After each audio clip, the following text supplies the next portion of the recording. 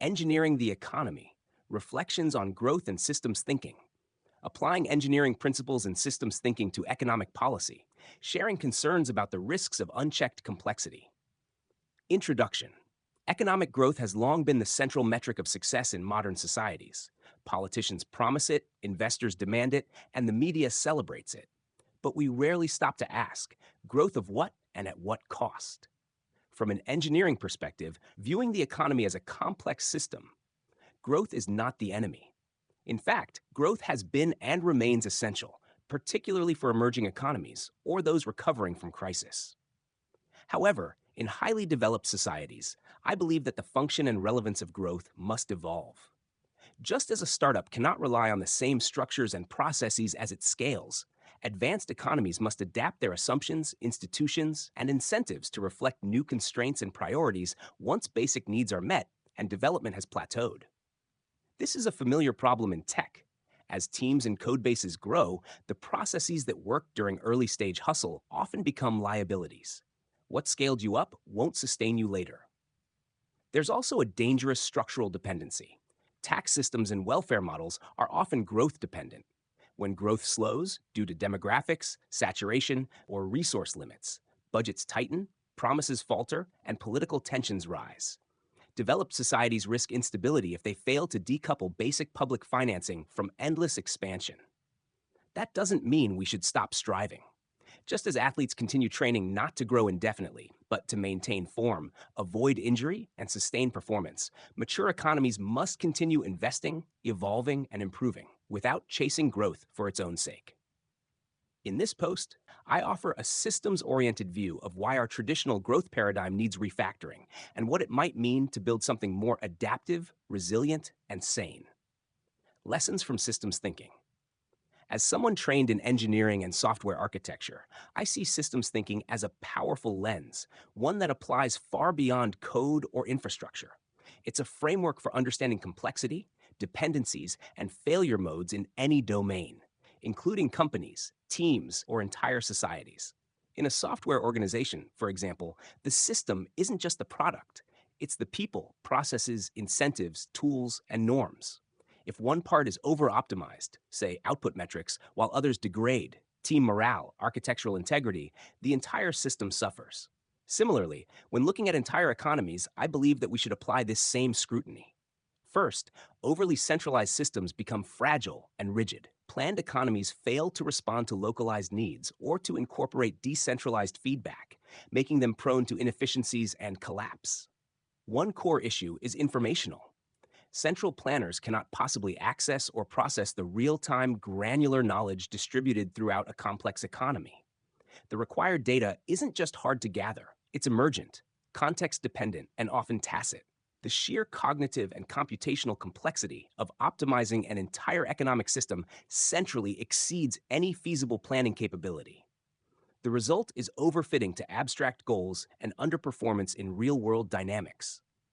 This mirrors the challenges faced by large software monoliths. As systems grow and more teams are involved, the tight coupling and global dependencies begin to stifle agility. Coordination becomes a bottleneck. Local changes are slowed by centralized constraints, and the cost of evolving the system skyrockets. At some point, the rigidity of the monolith becomes more costly than the complexity of breaking it apart. That's when microservices, with their modularity, team autonomy, and domain boundaries, become not just viable, but necessary. Similarly, decentralized economies introduce localized optimization, faster feedback, and greater resilience by allowing parts of the system to evolve independently without awaiting central approval. Second, overly fragmented systems become incoherent. In hyper-financialized capitalism, for instance, the real economy becomes decoupled from financial markets. Capital flows chase speculative returns, not productive investment. Layers of abstraction, derivatives, financial instruments, algorithmic trading amplify volatility and create systemic risk, often with little connection to underlying value creation. Third, a lack of feedback correction creates echo chambers. We see this in social media ecosystems and ideological silos, where reinforcing loops prevent systems from learning or adapting meaningfully. There's also a broader trend. Ideologies are increasingly followed with the fervor of religions. When loyalty to a worldview takes precedence over observation, critical thinking suffers. Instead of asking what works and analyzing real world data, people become committed to defending theoretical purity. This undermines the very feedback loops that allow complex systems to self correct and evolve. Finally, monocultures die from lack of diversity. This principle holds across domains. In agriculture, dependence on a single crop, like the Irish reliance on potatoes in the 19th century or today's uniform corn and wheat, leads to systemic vulnerability. In business, lack of innovation and rigid cultural thinking are linked to stagnation and collapse. Diversity, ecological, organizational, or cognitive, acts as insurance against shocks and a catalyst for resilience. In complex software systems, we don't assume success, we measure it. We deploy monitoring, tracing, and analytics. We define KPIs and OKRs to track whether interventions are effective. We test, iterate, and refine. We know that blindly scaling complexity without insight leads to technical debt and eventual failure. Legislators, on the other hand, rarely monitor the effectiveness of their laws once passed. The legal corpus tends to accumulate like unmaintained legacy code, layer upon layer of outdated, conflicting, or redundant regulation, with few mechanisms for systematic review, rollback, or cleanup. No single stakeholder feels accountable for pruning this complexity, and without clear metrics or feedback loops, there's little incentive to refactor failing parts of the system. And when a codebase grows too large without refactoring, it becomes a monster, fragile, opaque, and hostile to change. The same applies to economic systems. Without modularity and evaluative checkpoints, things break silently and systemically. Resilience comes not from maximizing throughput, but from building slack, modularity, diversity, and graceful degradation. The myth of costless expansion. One increasingly dangerous design flaw in modern economies is the reliance on central bank-fueled spending. Governments can accumulate debt seemingly without limits, aided by monetary policies that obscure the true cost of capital.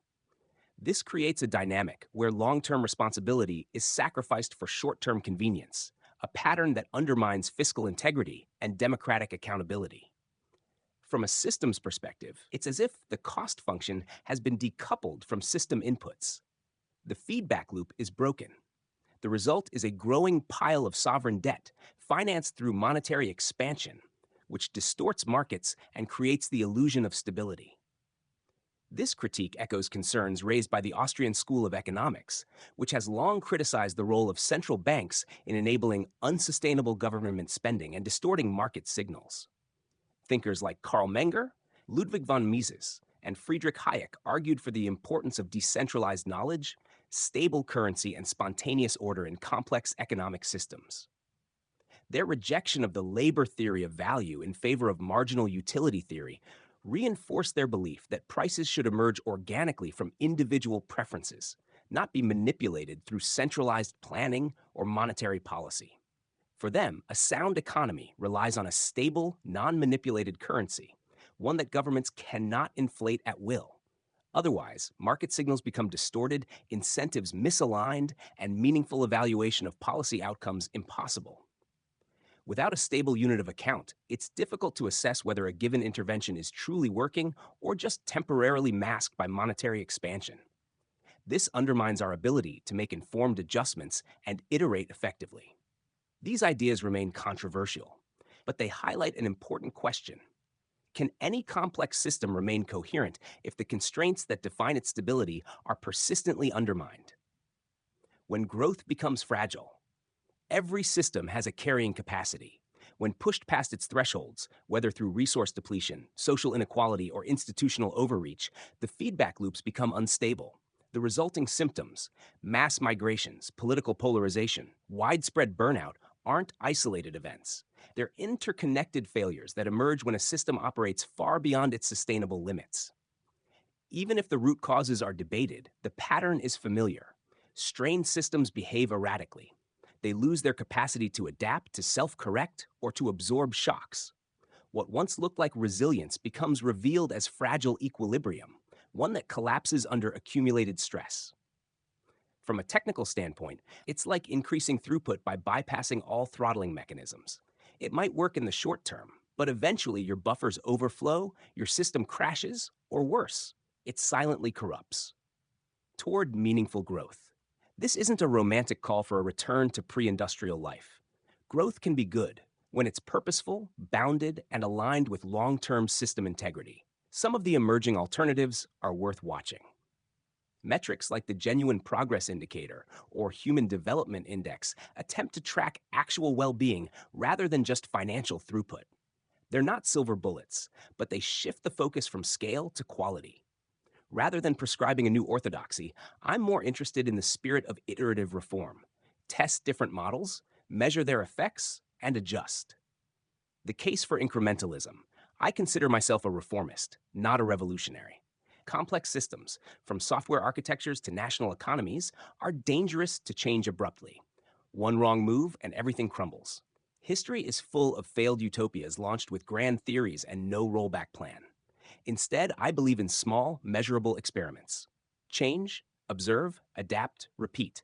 It's how we build stable systems and resilient societies. These principles are already visible in the real world. The Swiss model is one example. Cantons compete to create attractive environments within a shared federal framework. It's a demonstration of how competency, subsidiarity, and distributed experimentation can improve system outcomes without centralized coercion. China provides another interesting case. Their creation of special economic zones enabled them to test out policy and market reforms in limited, controlled areas before expanding successful experiments nationwide.